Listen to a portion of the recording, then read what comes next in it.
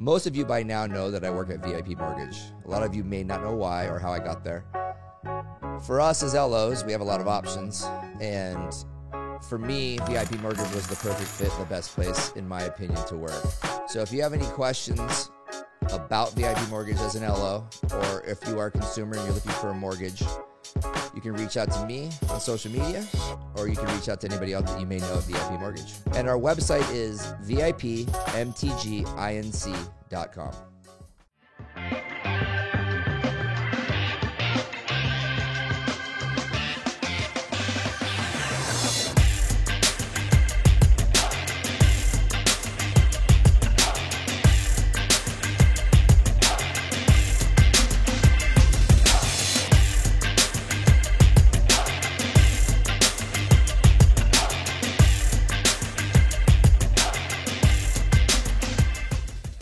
Welcome, everybody, to another episode of Real Talk with Ryan Madrid.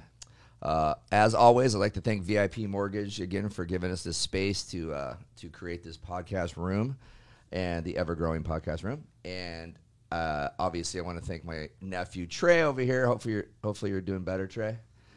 Trey had a rough start today. So Trey is our podcast engineer, and that we have my sister, Trisha Madrid, who is the podcast producer and the business development person for the Crawford team here at VIP Mortgage.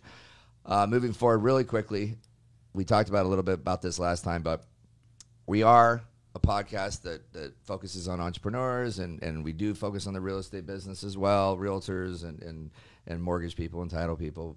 But we're focusing on just cool people doing cool stuff in the community.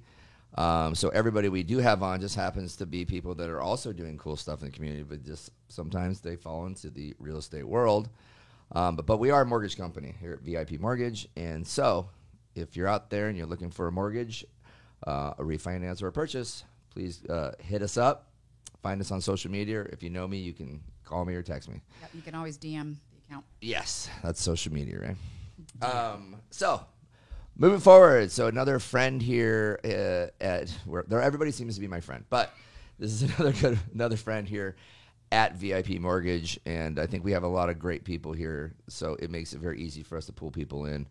And my friend John Chavez here has a really cool story and kind of where he came about, but he's also a fellow West Side guy, so that always makes me feel good, warms my heart a little bit.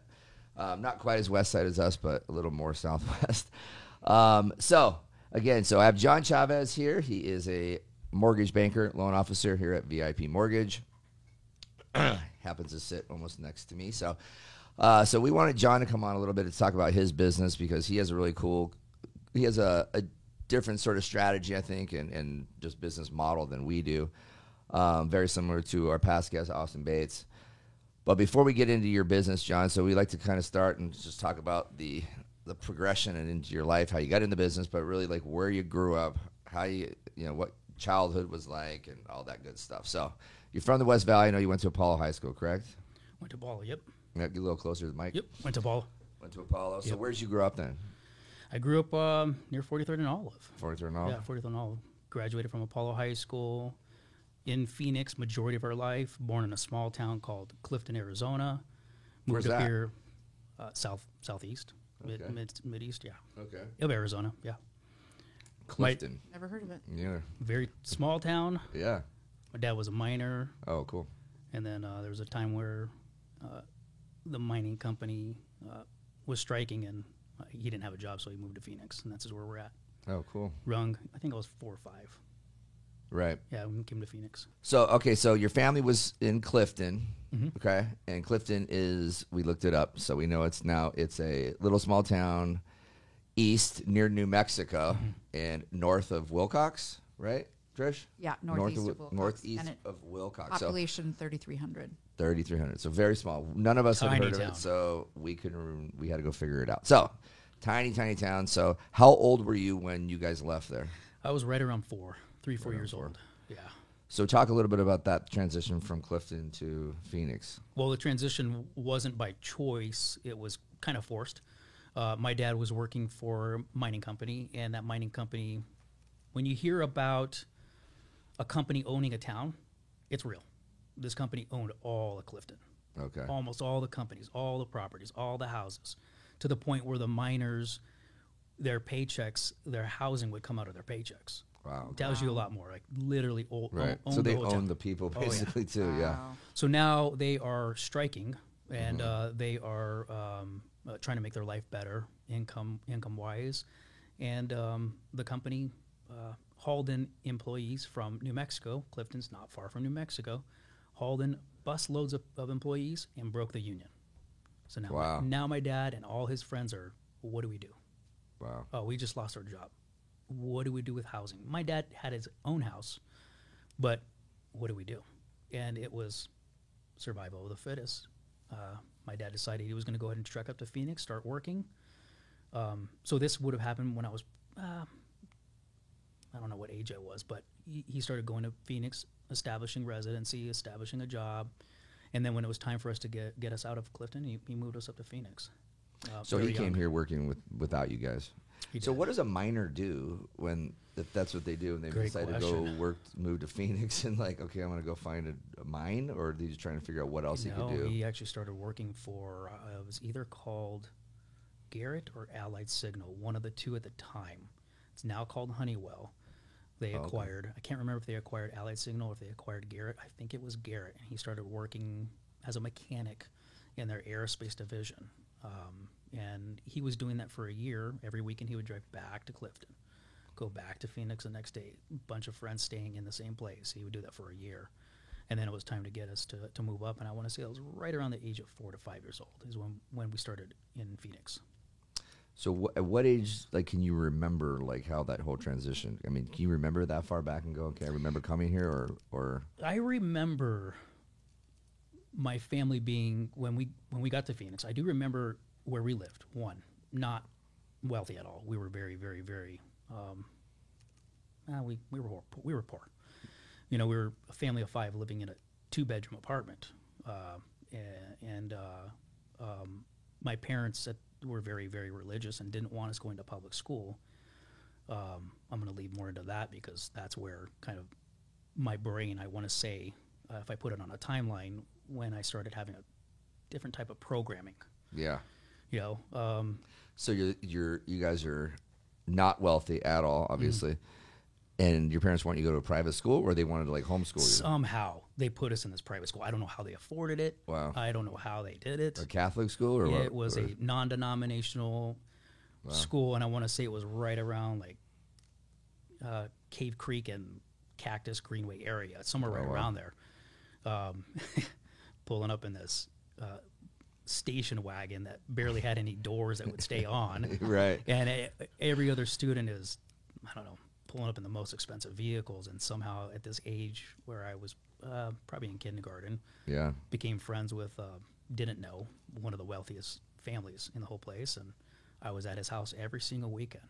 Oh wow. Every weekend I was at his house. And that's where I put it on a timeline with one of our coaches. And Mm-hmm. it was interesting to put that down there and see that was a time when my brain started This being is funny programmed because differently. this reminds me of Tracy Gardner, Yep. because Exactly. we had another guest that was similar to this, but she said something that I say it all the time now because it made so much sense to me. She goes, it wasn't that like kids are like ignorant about like certain things. It's their lens that they look through is just different, right? That's so, true. So like all of a sudden now you see this, see things from a different lens, and you're like, okay, I can do something different. I can be something bigger, or I want to be like this person, or I want to have nice things, or whatever it is. You just see the world differently. It's like Well, it opens up a little bit. And if I go back to that, so that's her experience, but if I go back to that age of myself, I don't know if that would say that the same experience. Okay. I would say that I didn't really know what was what. I do know that I remember being at their house on the weekend and just hearing his dad talk to people, see him, just how he communicated. And like I go back to that time frame, and I do remember that.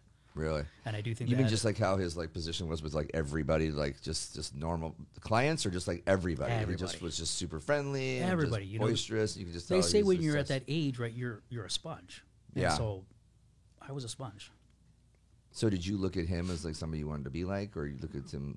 I would say that I looked at him and not knowing how much of a sponge I was, that he was one of my first coaches.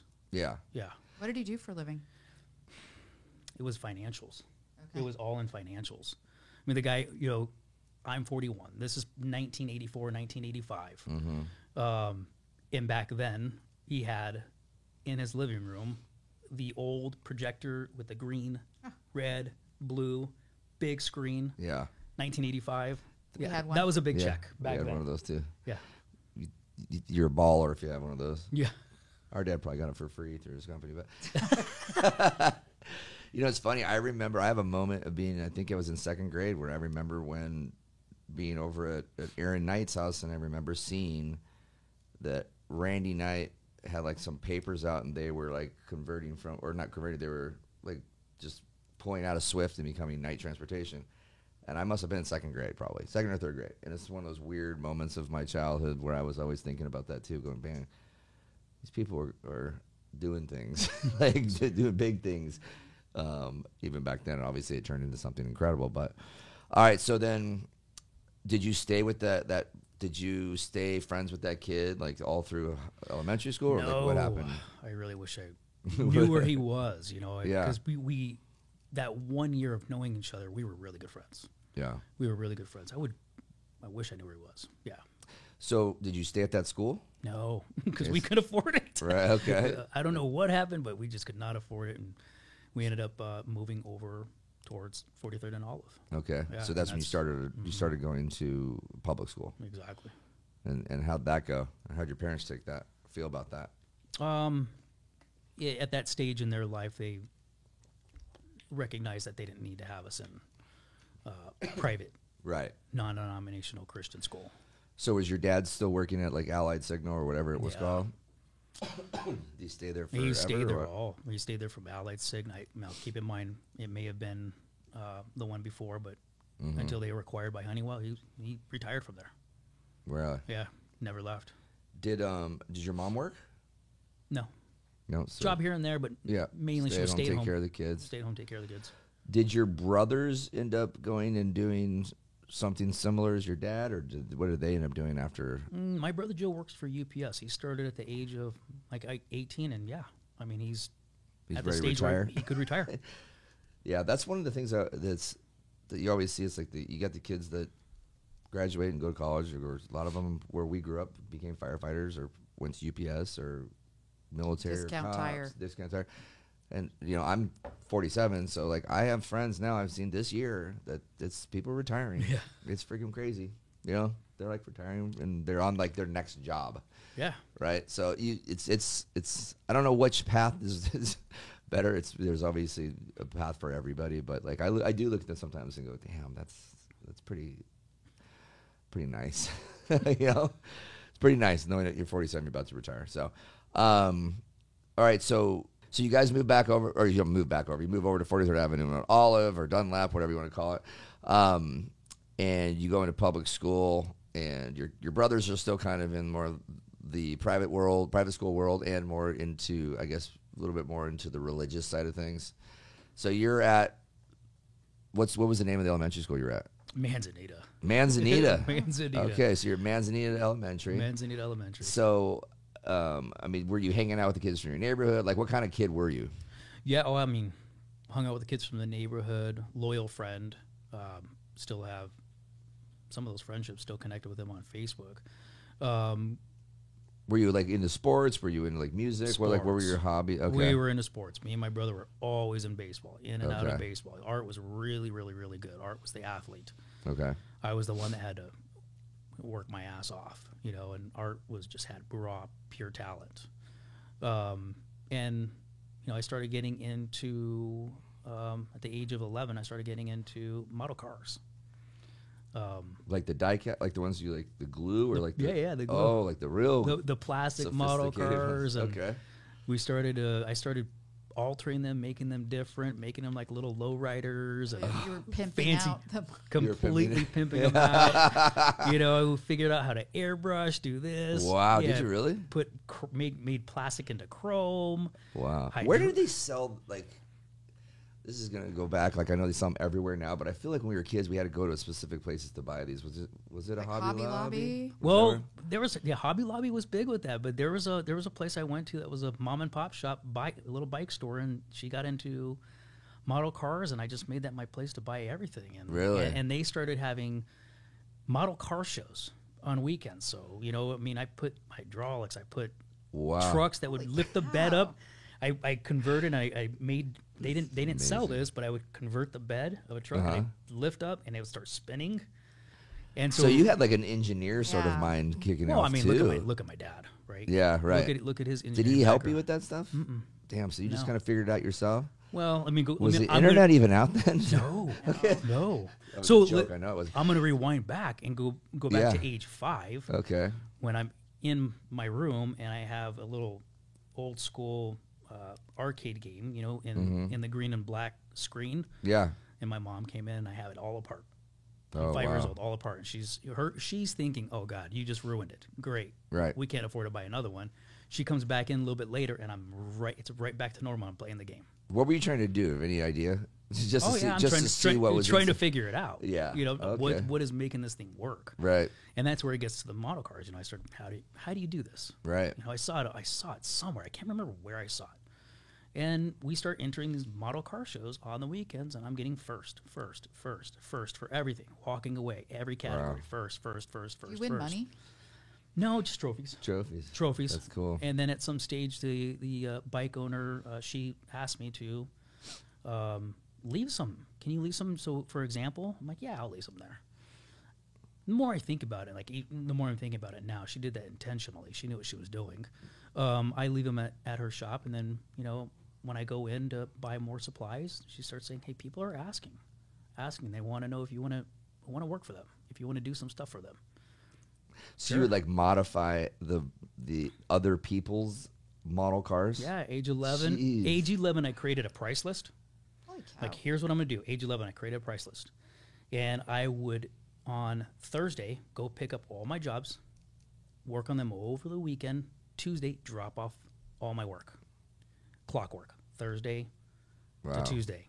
I pick up all my stuff. Here's the time I pick it up. If you're there, you're there. If you're not, you go to the next week. So you had a business at 11 years old, basically. Wow. Dude, that's crazy. So were you? So the airbrush part kind of is what resonated with me a little bit weird because I've always been very envious of. I had a really good friend that was really good with that stuff too. He used to do grip tape. He used to like use an airbrush and make the coolest back then it would be like The Simpsons or something, right? He put some cool stuff on it. But that's an artist. Who was that, Right. Ryan? That was Ben Owens. Oh, yeah. Yeah. He's amazing. He does screen printing now. He still has his own company, but he's a massively incredible artist. So were you artistic too, or when you do the airbrush, were you just got good at? Like, I didn't do a whole lot of airbrushing, so I did Yeah, I did okay. it mainly for myself. I wasn't the greatest at it. It took a lot of tries. I had a lot of fails, Right. but not enough to where I was charging. That wasn't on my price list. Okay, That was not. My price list was let's go through your price list real quick because I think it was this is painting.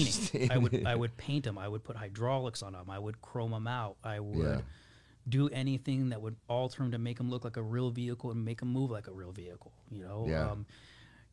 When there was companies out there that would give you packages of here's your how to put hydraulics on your motorcycle, on your model car. Okay, And I would alter them. I would just make them different, make the car raise higher, right, bounce higher. right. You got very, very. And then the truck was nobody did it. I Yeah. just put a bunch of plastic devices together, put a bunch of motors and switches, and figured out how to make the switches cause it to go one way, cause it to go another way. Wow.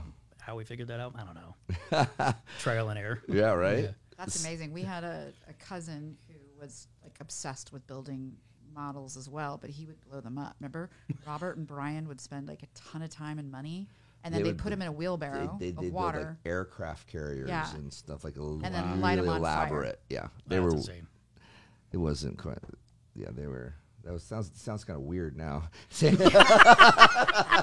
Yeah, it doesn't sound that cool. Well, and he had them hanging They're from a ceiling. blowing them up in Yeah. in wheelbarrows full of water. That was really weird. But so how long did that last? Like how long? What age were you like? All right, I'm probably not going to do this anymore. I mean, 11 years old, 12, 13. What are you, a freshman at 14, 15 years old? Yeah. 14, 15 years old. I'm like, I'm over it. I'm done. Yeah. You know, and I think I bought my first car then and started working on that and doing real cars versus model cars. Right. And then freshman year at Apollo High School, I get invited by friends to join an elective class, upholstery. Oh, dude, don't even tell me you started doing upholstery. Yeah. Really? At the age of 15. So, but I had no intentions. Right. Zero intentions. It was just I wanted to be in an elective class with my friends. Right. And for you know it, Mr. Horn, he was our teacher. I'm just paying attention. I'm like, wow, this is intriguing me. I kind of like it. Before you know it, I started a upholstery business. You know, from the age of 15 to 19, I was running an upholstery business out of my parents' garage. So were you just car seats and like dashes or what? Everything customized. Yeah. What? Like So- furniture too, or is it just all Furniture, car-related? boats, What? custom cars. I've got a couple cars that ended up in magazines. So you just And- got really good at sewing. Everything. The sewing, the design, the. Did someone? You asked me if I was artistic. Dude, I'm trying And, to and, think. and, You're and, definitely and, artistic. somebody I think somebody you need to asked go me back one and time. ask yourself that. Yeah, Yeah, and Yeah. I always say no. Yeah. But when I think about it, I'm like the detail that is required in that, the patience that's yeah. required in that. Random question. Yeah, yeah. Did you know Mr. Horn's first name? I want to say Ken. Okay. I think it's Ken, Kenhorne, I believe. Okay, we had a Yeah. Mr. Horn at our high school, so I was just curious if you Yeah. moved over to that district.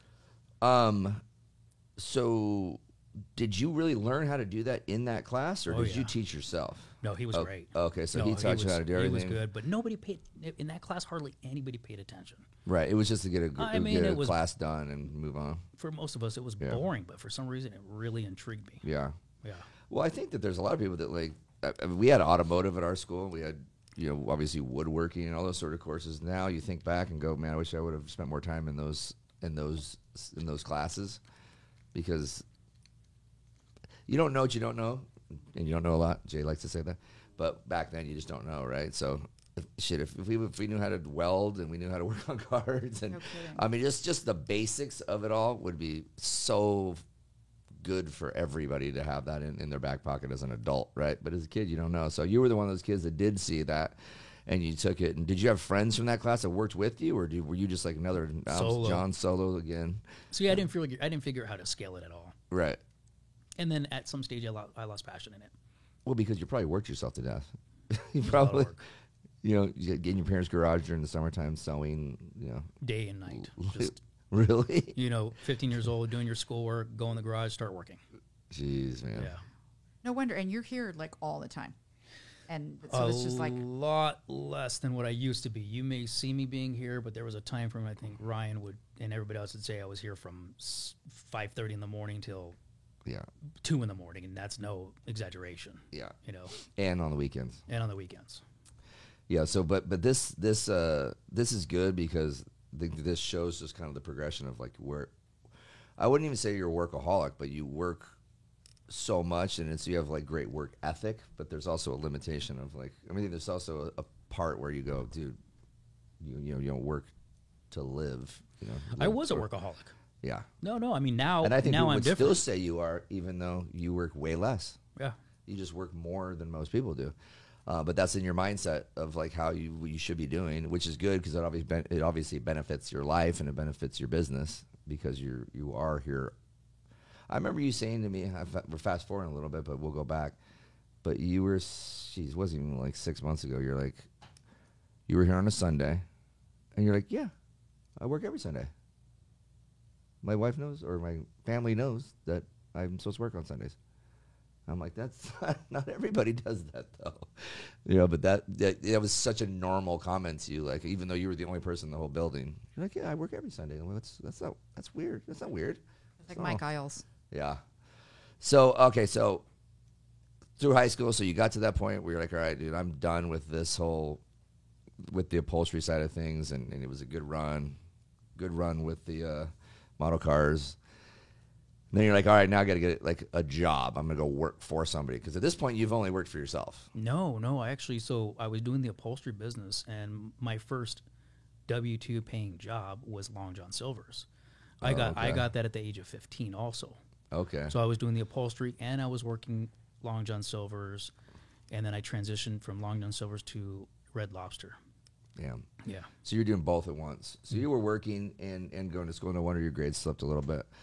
The grades actually they weren't that bad. I just was not a great student. Yeah. What do you mean by that then? If you're like Oh, academically I distracted performing? the shit out of everybody. Oh, okay. You know, Oh, yeah. I was So the class behaviorally. clown. My behavior was not great. My teachers probably do not love me. Well, a kid with enough energy to have two jobs and go to school at that age typically have more energy than everybody else does. Well, and clearly super smart, right? You're probably bored. Well, You know? yeah. I still remember my math teacher. I can't remember her name right now, but I remember freshman year she challenged me, and I just didn't take on the challenge. Yeah.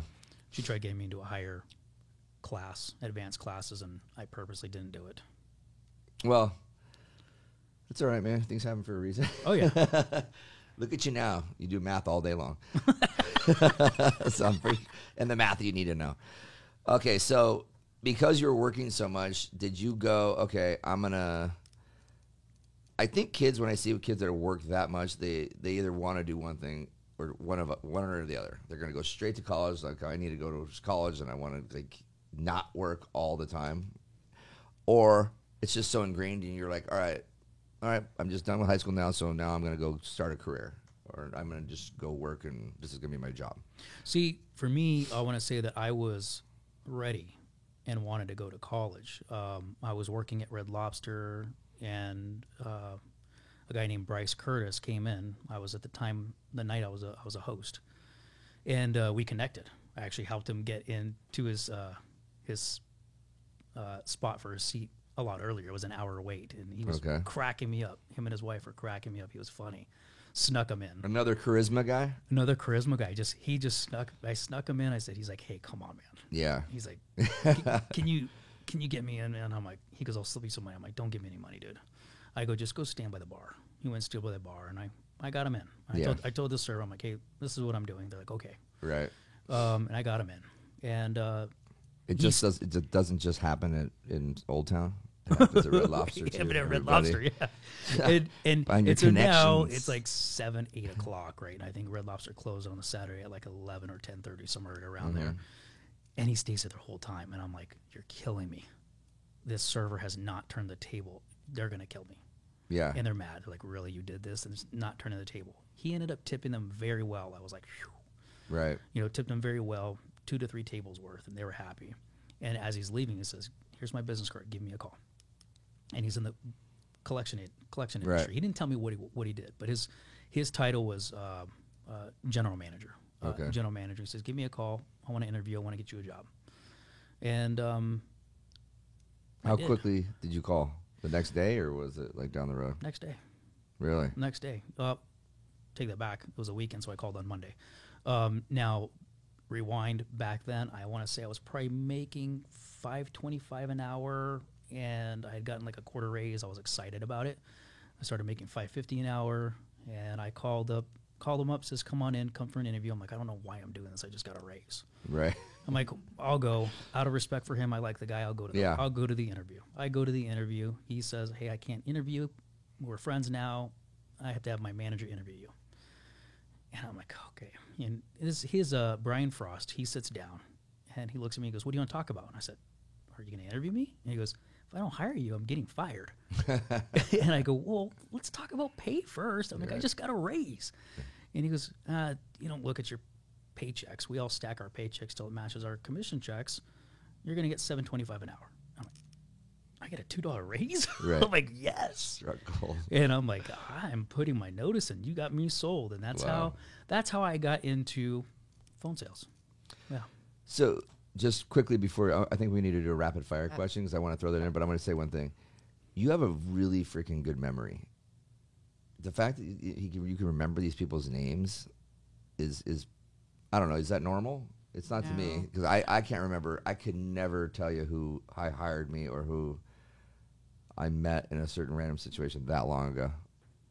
And I think how his much hires were probably a little more impactful, though. Well, I don't even know. I mean, it's like even how much money I made my very first job. Like I could not remember when my first job busting tables at Benito's Mexican Food on 50 You remember that? First Avenue and Thunderbird. But I have no idea how much money I made. Zero idea. No idea what the name of the person was that hired me or anybody I worked with. I remember all that. Yeah. Okay. Well, See, I've partied harder. I than have. you guys. More fun. All right, I got a rapid fire All right. question. Ask. All right. If you could instantly become an expert in something, what would it be? An expert in something. Other what would than it be? mortgages.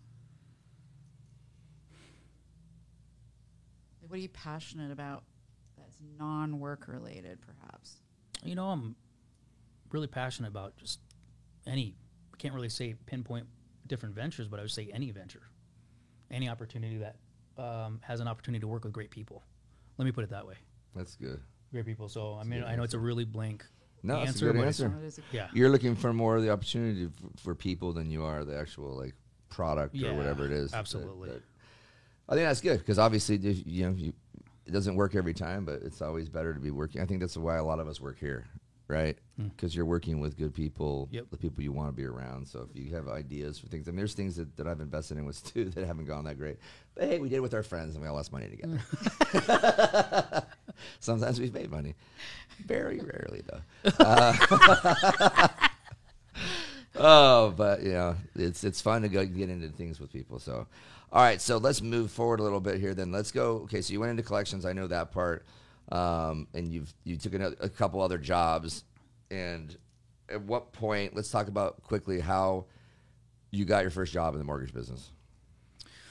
I was at Discover Card, working in the retention department, and we had lots of friends in retention in balance transfer departments, and they were converting into the mortgage industry and leaving, and would ping us and say, hey, this is how much money I'm making, this is what I'm doing. And it intrigued me, not enough where I wanted to make the switch. And then, life happens, lost my job. Right. Okay. At Discover Card, and started working at USAA, which was a great opportunity to learn a lot there. While I was there, I just had a pivotal moment where, all my whole life I had been in some capacity of an opportunity of making as much money as you want to make, and not knocking USAA because it's a great company. I decided, why don't I get in the mortgage industry? And that's when I did it. And reached out to many different companies.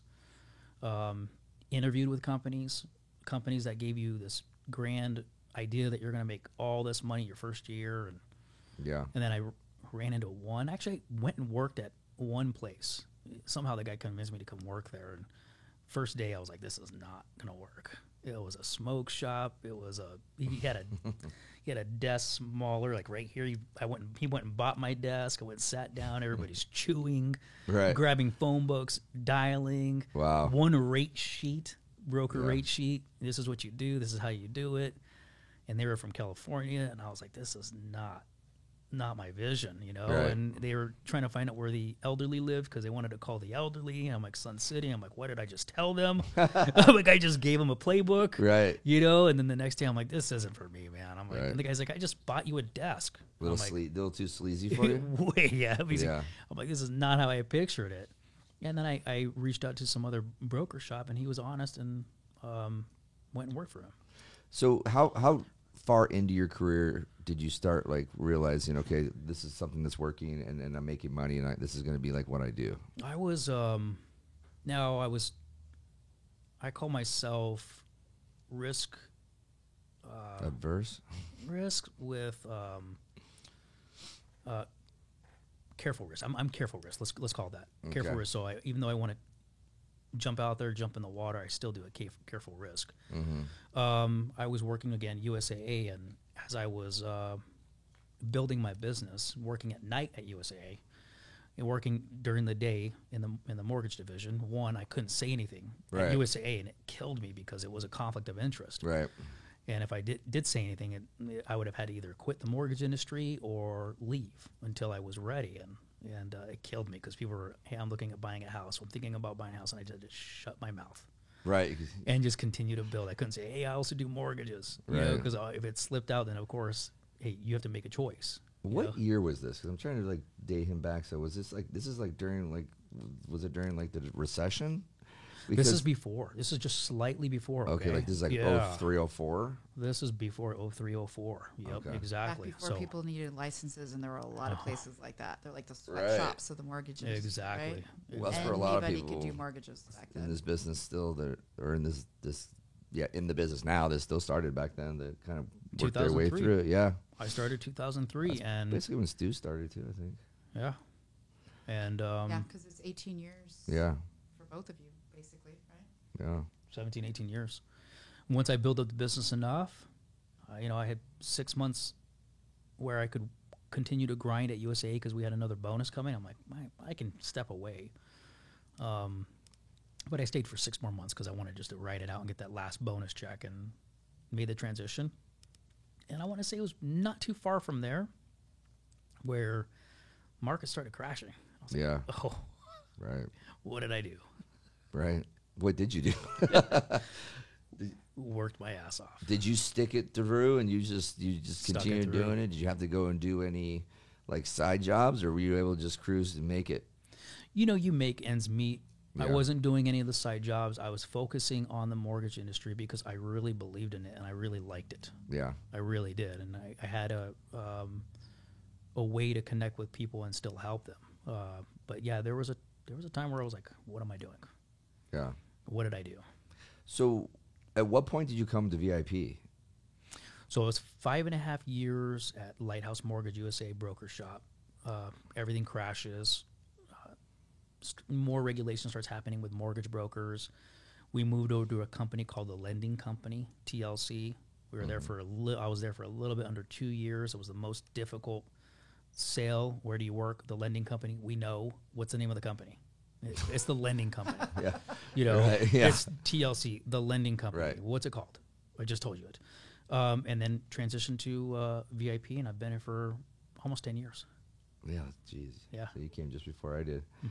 So what made you decide to come over to VIP? Like, I'm sure that you were like, did you know somebody here? Or? I did, yeah. Oh, you did? Yeah, Chris Mueller, he worked for Wells Fargo as a rep.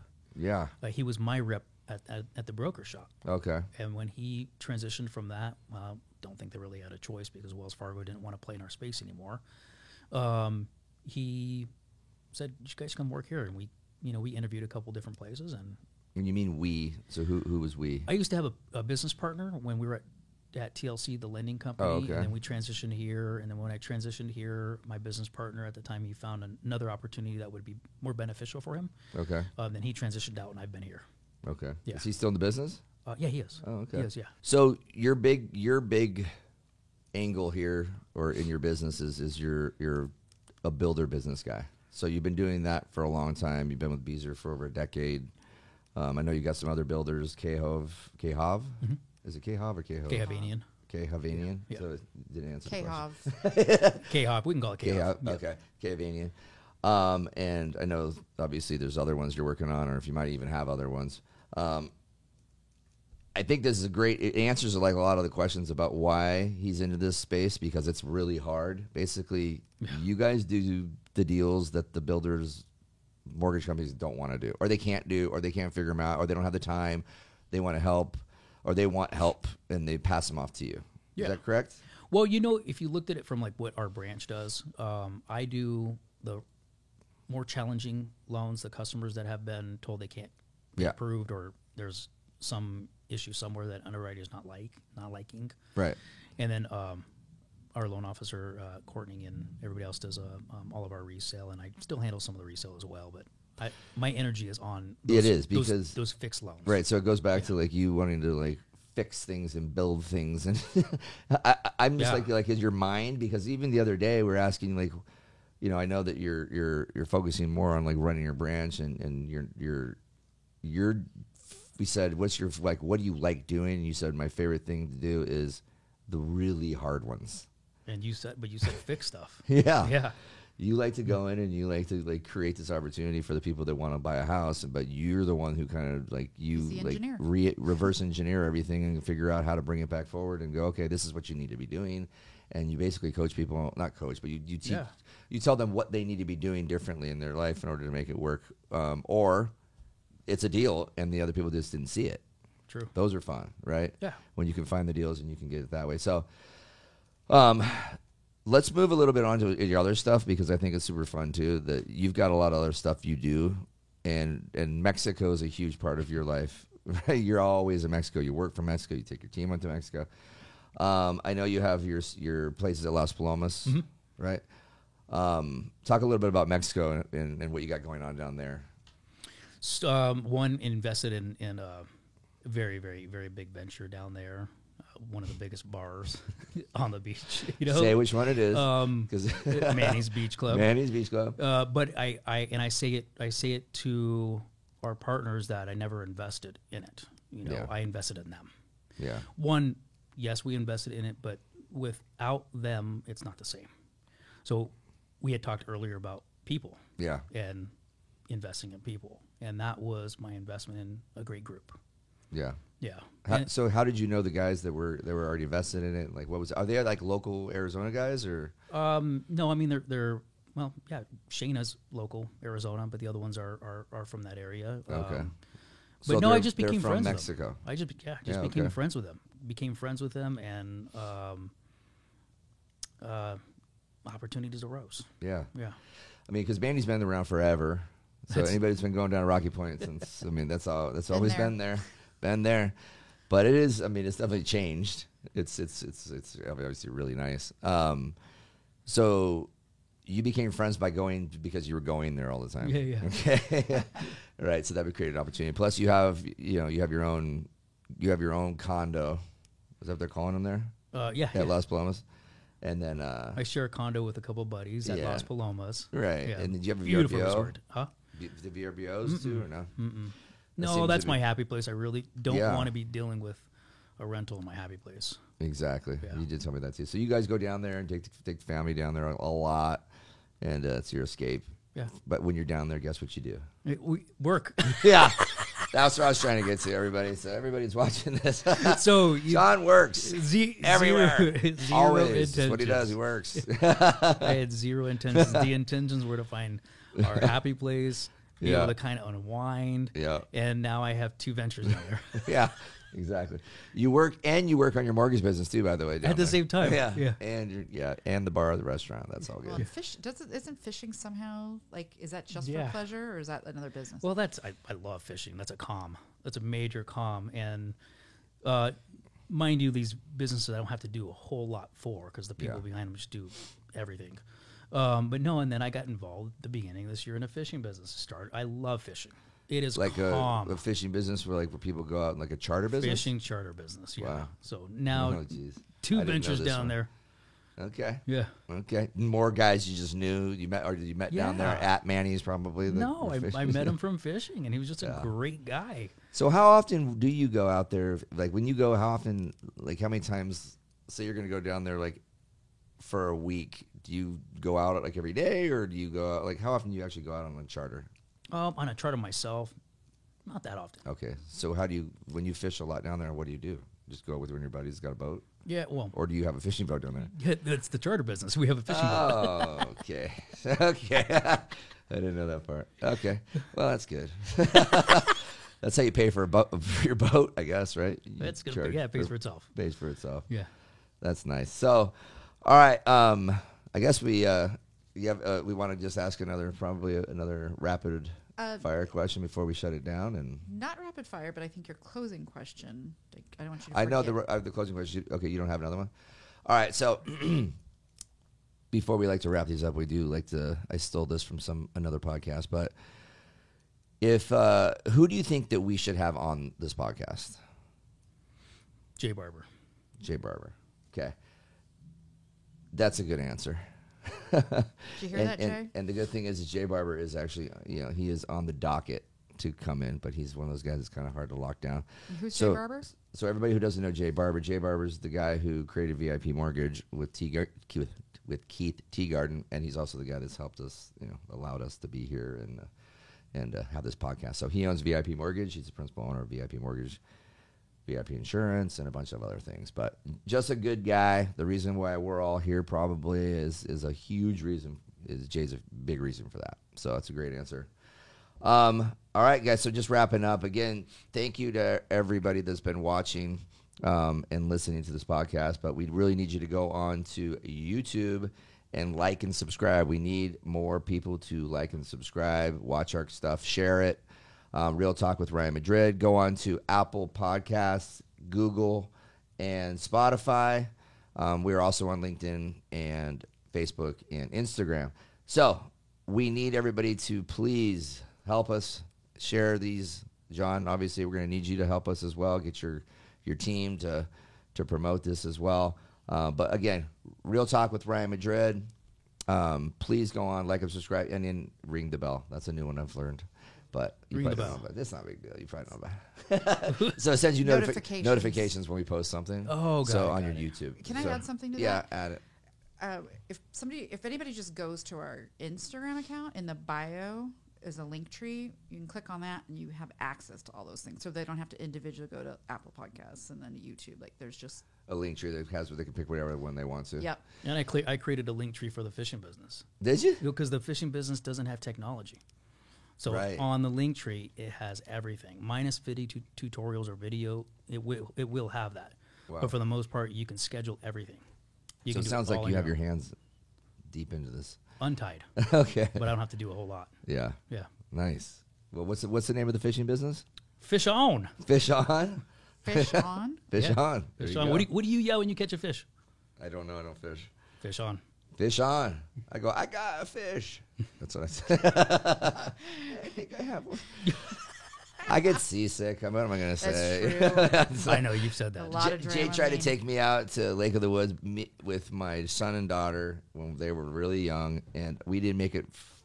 We had like a guide and everything, and we were right outside basically like where we took off, and all three of us were sick. We had to turn around and come back in. So I have this fear of getting sick out in the ocean, but I definitely do get ready to go. So anyways, to wrap things up, anybody who is out there looking for a loan, obviously John Chavez with VIP Mortgage is here, Ryan Madrid, as you guys know, as well. But we're not here to push our mortgage business. We're here to just tell the story of our lives. And so that's really where we wanted to bring John on. He's got a cool story, kind of like what led him to be such a good entrepreneur in his life. These guys have been working his butt off since he was a little kid, and obviously has led him to be. He's an artist, doesn't like to say it, but he's an engineer as well. But he is a mortgage loan officer here at VIP Mortgage. So, again, thanks VIP Mortgage for letting us have this podcast here. Thanks Trey, thanks Trish, appreciate it, and thank you to everybody that's been watching and listening. Thanks. Thank you all. Real Talk is brought to you by Escrow, the letter S, Grow. Disorganization and constant communication are huge problems in the real estate journey, and it's an issue that I think most real estate agents, well, at least some real estate agents, struggle with in their CRM systems. There's a lot of options out there, and a lot of people have different ones. And when I'm speaking with the agents that we work with, or that are our referral partners, the big hurdle is the actual creation of the templates and actually creating the automation that goes out for milestones. So Escrow kind of takes all that away.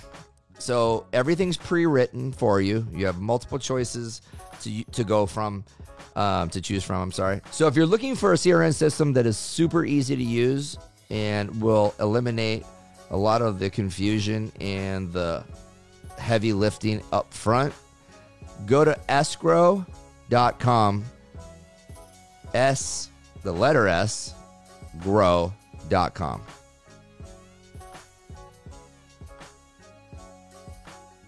VIP Mortgage Incorporated does business in accordance with the Federal Fair Lending Laws, NMLS ID 145502. For state-specific licensing, please visit www.vipmtginc.com vip.com/national-licenses/. VIP is not acting on behalf of or at the direction of the FHA, HUD, or the federal government. VIP is an equal housing lender.